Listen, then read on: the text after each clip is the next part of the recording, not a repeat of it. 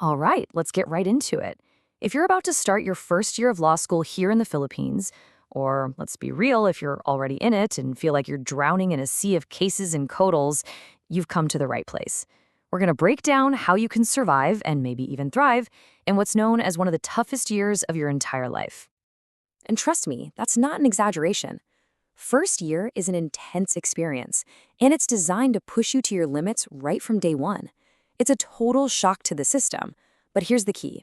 Understanding that this intensity is part of the plan, well, that's the very first step to making it through. So, here's our roadmap.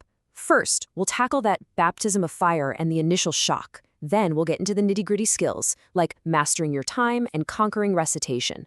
After that, we'll talk about finding your crew, taking care of yourself, and finally, we'll connect it all to the bigger question: why is all this pain actually worth it? All right, section 1, the baptism of fire. Look, those first few weeks are a massive culture shock. And the most important thing you can do at the start is just acknowledge that and understand what's hitting you. And this shockwave hits almost everyone. I mean, you were probably at the top of your class in college, right? And now, all of a sudden, you feel like you know absolutely nothing. Professors use the Socratic method, which isn't a quiz. It's about training you to defend your logic under fire. And oh man, nothing feels worse than hearing a professor say, "See me after class." Or maybe even worse, just that silent, disappointing shake of the head. It's all designed to throw you off balance. Okay, listen up, because this is probably the most important thing you need to hear right now. You are not alone. You see that person in the front row who looks like they have it all together? Yeah, they're panicking on the inside, I promise you. This feeling of being completely lost is a universal part of the experience. Don't you dare let it convince you that you don't belong here. Okay, so you know it's going to be tough. Now what? How do you actually manage it?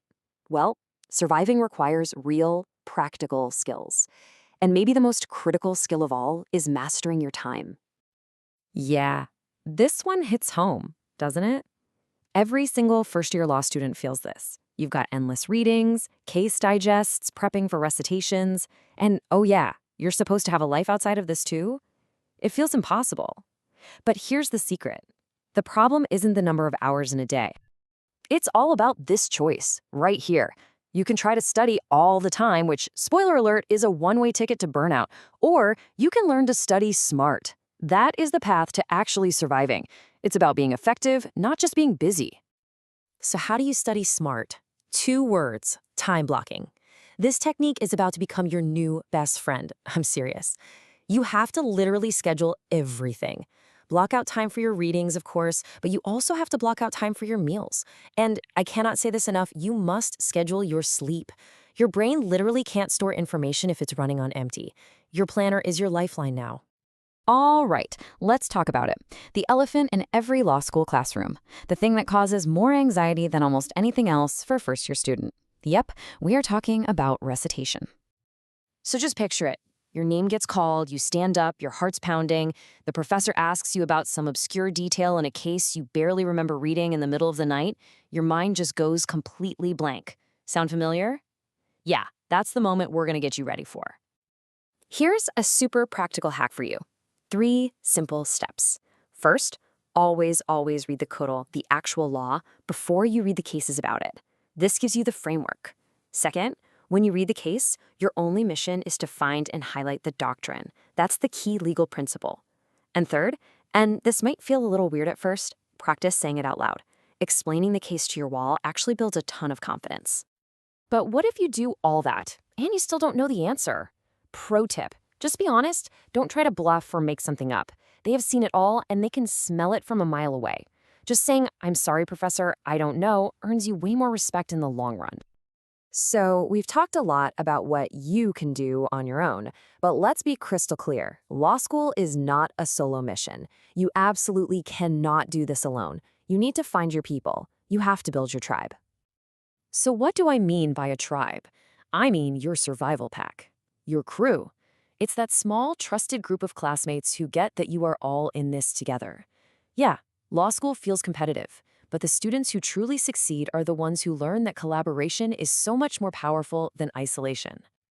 A good tribe is everything. They're the ones who share their notes when you miss a class. They're the ones who quiz you on doctrines in a panic 5 minutes before the professor walks in. They keep you accountable when you feel like slacking off. And maybe most of all, they provide that moral support that you absolutely need to handle the pressure. And sometimes that's their most important job. Finding the people who will just sit there with you, who understand the insane pressure you're under without you even having to explain it. These bonds are what will carry you through. So choose your circle wisely. Okay, your tribe is huge. They'll help you through a lot, but they can't do it all. In the middle of all this academic chaos, it's so easy to forget you're a human being. This section is about making sure that you, the survivor, can actually make it to the finish line in one piece. Let me be very clear. Self-care is not a luxury in law school. It is a core survival strategy. You have to remember to actually sleep. And no, coffee is not a replacement for rest. Your brain needs real fuel, not just instant noodles. Even a 20-minute walk outside can totally reset your brain. And please, don't ghost your family and your non-law school friends. Burnout is not a badge of honor. It's just burnout. And this brings us to our final and maybe our most important point. With all of this struggle, all this exhaustion, all this pain, you have to ask yourself, why? Why am I doing this? You have to connect the struggle to a real purpose. First things first, let go of the idea of being perfect. It's just not going to happen. You will fail a recitation. You might get a bad grade. It's okay. The point of first year is not to get a perfect score. The point is to build the foundation of discipline, resilience, and thinking that you will depend on for the rest of your career. This is the big picture you have to hold on to. Every single challenge you get through is a training exercise.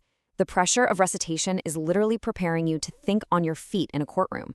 Those sleepless nights are building the mental stamina you'll need for the bar exam and beyond. So I'll leave you with this final thought. The goal isn't just to get through it. This whole process is designed to change you. If you survive, you're not just a second-year student. You'll be tougher, sharper, and more capable than you ever thought you could be. So the real question isn't just if you can survive. It's who you will become when you do.